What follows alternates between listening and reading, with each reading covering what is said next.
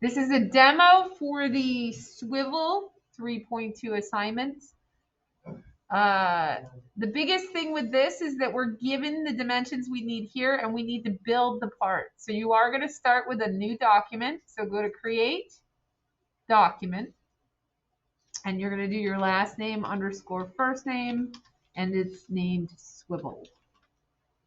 Ooh, that's not right. There we go.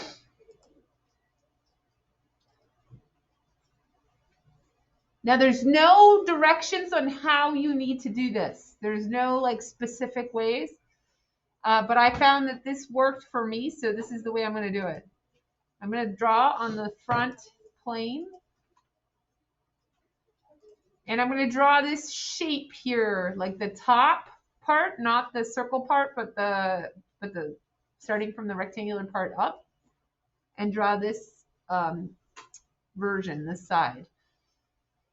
So I'm going to take a line. I'm going to go through. I actually want the origin to be in the middle of all this.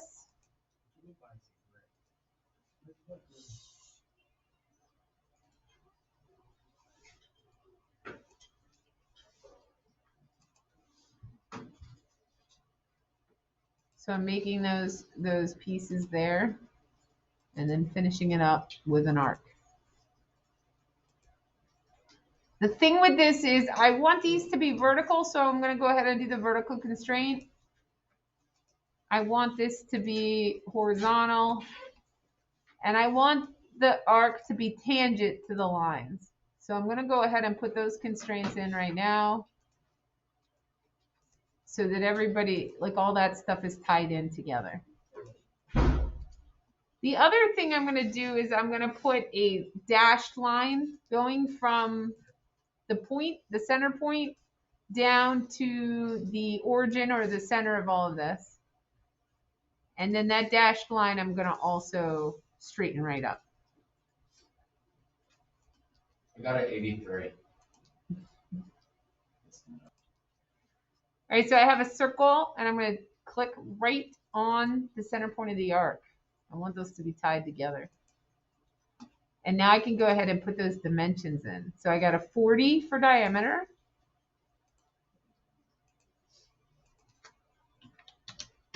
Ooh. And then I have a 100 going from the center point of the circle to the bottom of that rectangle. So that's that dashed line right there. It's going to be 100. And then if you look at the, if you scroll down, the width of it is 100 in the other direction.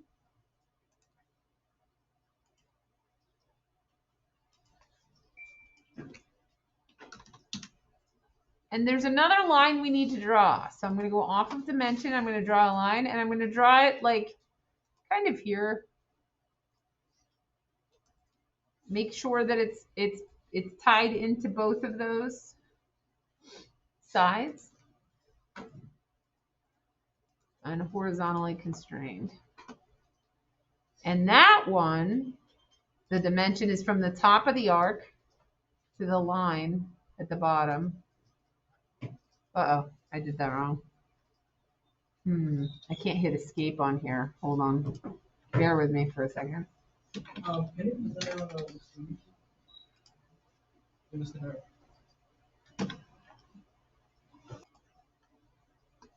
All right, so the dimension from here to here, we want this line to the top of the arc. And it's being weird. Line. There we go. To the top of the arc. There we go. And that's 130. So we're going to need that later. So keep that in mind that we have all that going on. Now, it gives us, there's a couple different ways to do this. For me, what I'm going to do is I'm going to actually do a extrude symmetric. And then it says that the width of this, or the distance that we're going to be doing this, is 125. So I will do this as 125. And then I'm going to connect both of these. All right. So if you look at it, all I have is this big long thing going on. And now what I'm going to do is I'm going to switch over to the right side, and then I'm going to sketch on this surface here. And I'm going to sketch a rectangle, but listen, see how the sketch 1 is turned off? I'm going to turn it back on. And then I can see that point there. See how that little point's there? So I'm going to go ahead and I'm going to draw a rectangle. And I'm not going to worry so much about getting everything tied in. I'm just going to draw it in the middle. And then I'm going to tie it in. So I'm going to go here and then to that point with the coincident. And that allows it to be where it needs to be. And now it's just a matter of getting the dimensions that I need. Oops, that's not the right button. This is the right button. So we have from here to here is 25. And from here to here is 25. And then that distance should be that 130 again. And we can hit check. Now with these, all we have to do is go back and extrude, remove it. So this and this, remove through all. There you go. That shape is done. So that's the hardest part of this. And again, there's probably 500 different ways to do it. That's just the way I decided to do it. I can turn this sketch off now so you don't have to see it. But the idea of using the sketch in the middle and then turning it on when you need it seems to be the best way to tie into that measurement you need down here. Now the easy part. We got to do that circle on the bottom. So the biggest thing about it is you'll see a note up here that says circular face is tangent to the edge of the flat face. So we have to make sure that we make it tangent. So I'm going to go ahead and look at the bottom. And when I do the sketch, I'm drawing on that bottom, that piece of the sketch, not a plane, but rather that flat piece. Circle. And then because of the way we drew it, the origin is there for us. If we hadn't drawn it that way, we would not have the origin to work with. So that's another reason that my design intent was the way it was. And then when we go to do the dimensions on this, it says 175 for diameters. So 100. And then 75. And then to find the circle, that one's up here. That's 30.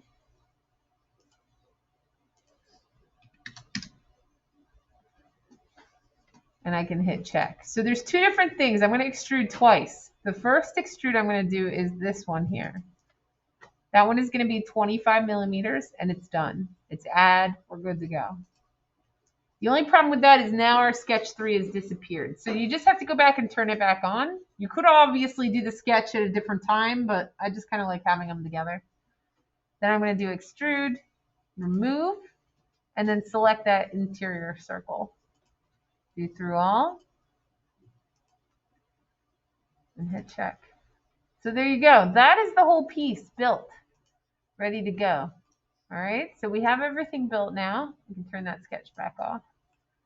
And we're ready to do the next part, which is to create a drawing. So to create a drawing, you have to go to the bottom. So let me move this out of the way. And you'll see the plus sign. Go to, oops, gotta move it a little further.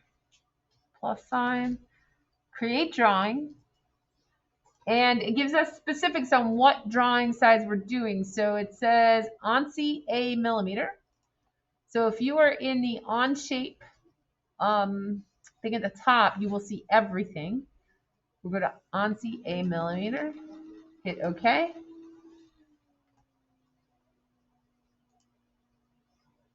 And it's loading. And now I'm going to bring the part in. Now, there's a couple ways you can deal with this. I found the easiest way was to kind of go this way. We know that we want this here, so I'm going to put it there. And then I'm going to put this here. You could also do the drop down and switch it, but for me, this made the most sense. Now, this is still selected, your projected view. So I'm going to click on this part and then project up. And then click on this part and project down. And then click on it and do this angled one. And if you remember correctly from when we did this last time, they want this to be in that 3D rendered part. So you're going to go to show hide and then say show shaded view. And you right click to do that. And now we can put our dimensions in. Let's kind of move things around. So when you look at this drawing here and what we should have for dimensions, they're all right here. They're not really complicated dimensions. It's just the idea of going from beginning to end with this.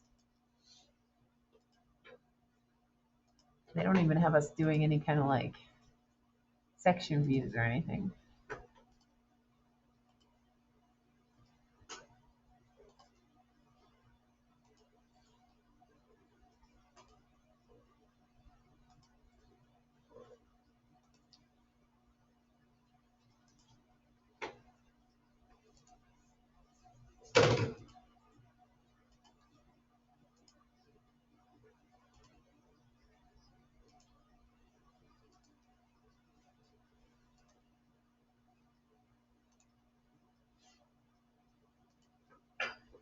So I'm legit just going through and trying to match the ones that exist. That doesn't look pretty, but I'll fix that in a second. On here.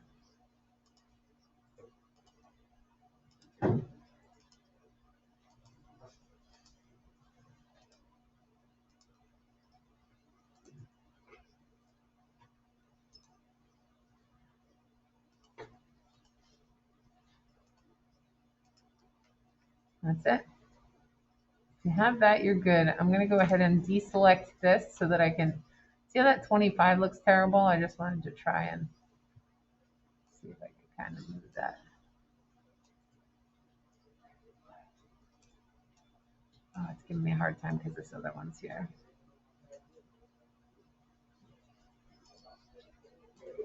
There we go.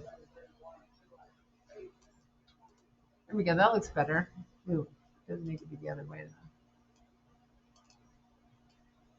There we go.